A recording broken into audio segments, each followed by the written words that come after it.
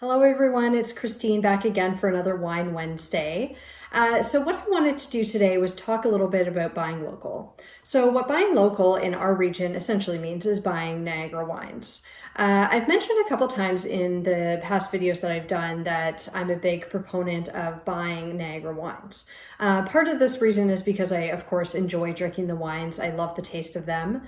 And the other reason is just because I do support local as much as I possibly can, and I certainly believe in it. So today what I want to do is maybe introduce you to a couple wines that you may not have tried before, maybe the brands that you haven't tried before, but also maybe some grapes that you haven't tried before, or maybe you just don't know enough about the actual grapes to select them off the shelf in the LCBO. Some of the wines that I will cover today are available in the LCBO. Some may not be. So some may be wines that you have to go to the winery to get.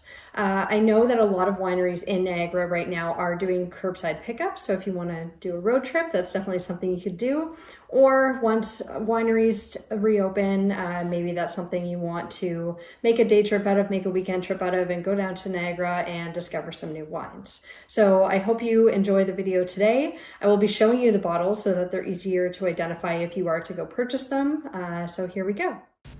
First, we have the Cave Springs Estate Riesling. All right, Cave Springs Riesling is one of my favorite Rieslings. It always has been. A lot of people I find say this is that Riesling is kind of their wine that gets them into wine. And then I find that a lot of people say that they come full circle. They kind of get away from sweeter wines. This is not a sweet wine. It is off dry, but it does have a little bit of sweetness to it. So you get away from sweet wines, and then somewhere along the way in the timeline of tasting wine, you come back and you enjoy Riesling. For me, I really haven't ever stopped loving Riesling. Riesling is fresh and crisp and acidic and flavorful. It goes really well with spicy food, which is really nice because not a lot of wines can do that. It's just spectacular all around. So buy yourself some Niagara Riesling. It's one of the best regions, in my opinion, in the world to get Riesling. So definitely try out this wine. On to the next one. Here we have the Cloche Arden Le Grand Clos Chardonnay from Niagara. This wine, also spectacular. This is one of those wines that is definitely an investment. It's in the $40 to $50 range.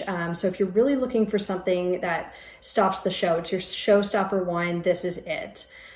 So my little personal story behind this wine is that, again, I tried it with a couple of my wine friends, as we call ourselves.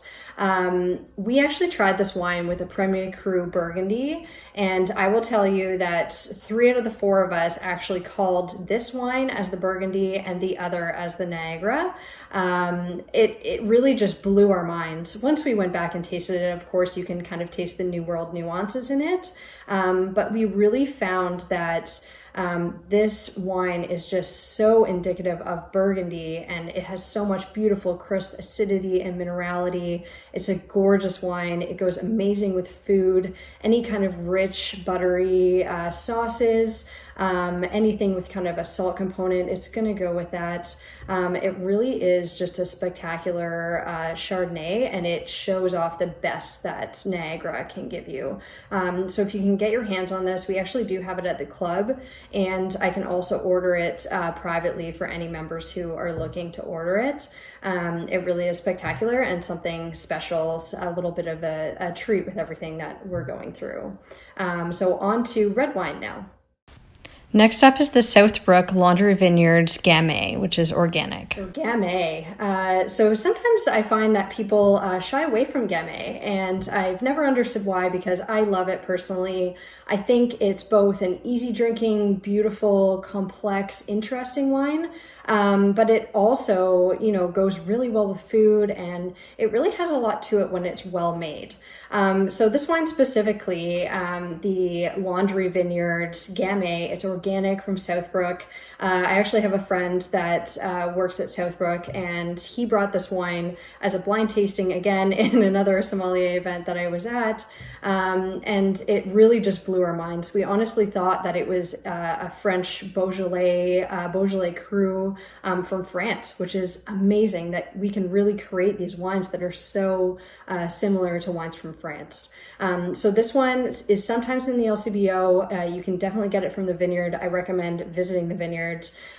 Just an amazing winery, and they have a whole operation there. They do a lot of organic wines. They do a lot of interesting things with wines as well. It's so great to see Niagara vintners and winemakers doing these interesting things and making these awesome wines. So definitely try this one. On to our last red.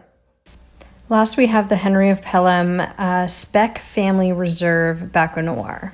I find a lot of people definitely don't go towards a Bac Noir very often. Maybe because it's not popular, because it's not necessarily an international grape that you see that often outside of Niagara. I think that's why it's so special, and it's something that you really should try. Bac Noir is juicy, high acid, tons of flavor, tons of fruit. So if you really like your Zinfandels or wines that tend to be really fruit forward and really juicy, this is where you want to go. This is a wine that you can drink on its own or drink with food with lots of flavor. It's such a versatile wine, and it really is a wine that we make very well in Canada. So definitely try it. I hope you enjoyed the video today. I really would encourage everyone to support local. Niagara is just such an amazing terroir, an amazing region to make wine in, and I think it's underrated, and I think more people need to embrace it. So I hope this video helps you kind of find some new favorites and try some Niagara wines.